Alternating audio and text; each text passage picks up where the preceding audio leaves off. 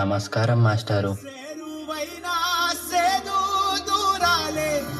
పిల్లలు, ఈ ప్రశ్నకి మీలో ఎవరు సమాధానం ఇస్తారు? నేను చెప్తాను మాస్టారు.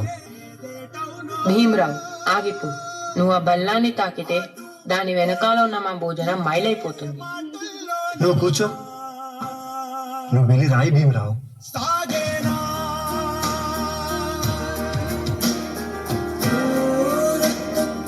జీవితంలో నువ్వు చాలా గొప్పవాడి అవుతావు భీమరావు.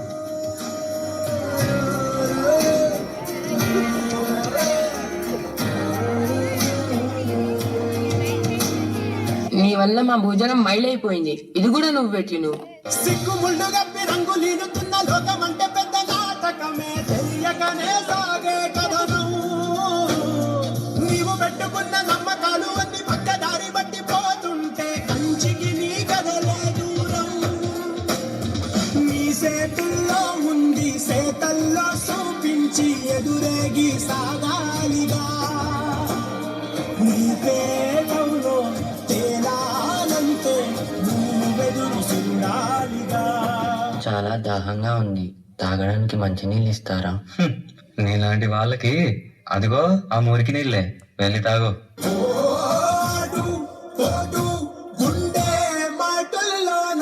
మనుషుల్ని మనుషుల్లా చూడండి, పశువుల్లా కాదు.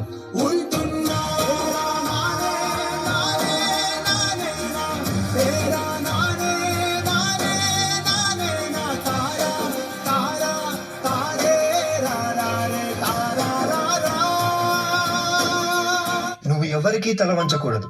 నీ చదువు నీ మార్గం కావాలి, విజ్ఞానమే నీ ధనం కావాలి. నీ వాళ్ళ కోసం నువ్వు ఒక దీపంలా నిలవాలి. నీ కృషి, పట్టుదల, దీక్ష మన భారతానికి రాజ్యాంగం కావాలి.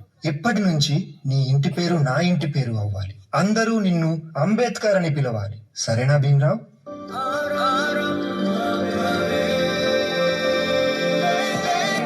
ఎంతమంది తనని తక్కువగా చూసినా చదివే లోకంగా మార్చుకొని మెట్రిక్ సాధించాడు. అదే సమయంలో పెద్దలు తన పెళ్లి కూడా చేశారు. సాయాజీరావు గాయక్వాడ్ అనే మహారాజు సాయంతో విదేశాల్లో చదువు పూర్తి చేసి ఎన్నో గణితలు సాధించి తిరిగి వస్తారు.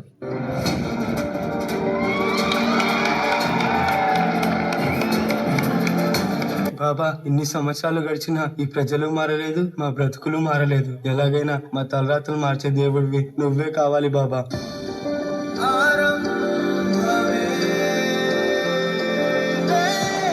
నా ప్రజల కోసం ఎంత కష్టమైనా పోరాడుతాను.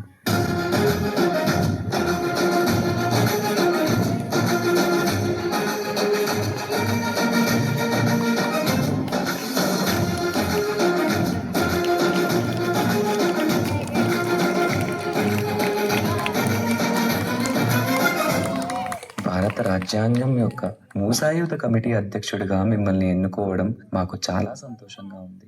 ఇన్నేళ్లకి నా ప్రజలకి, నా దేశానికి సేవ చేసే సమయం వచ్చింది. భారత రాజ్యాంగాన్ని నిర్మించే అవకాశం నాకు దక్కింది. దీనికోసం నా ప్రాణాలు అర్పించడానికైనా సిద్ధంగా ఉన్నాను.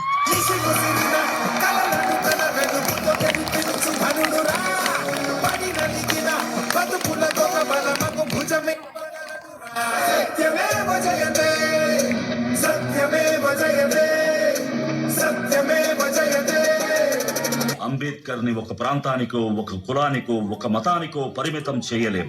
ఎందుకంటే ప్రతి భారతీయుడి గుండెపై చెరగని ముద్ర వేసిన మహనీయుడు ఆయన. అందరి కలలు కన్నది ఆయన కలం, బడుగుల కోసం ధ్వనించింది ఆయన గళం. భారతదేశంలో రాజ్యాంగం ఉన్నంత వరకు ఆయన మన మధ్య బతికే ఉంటాడు.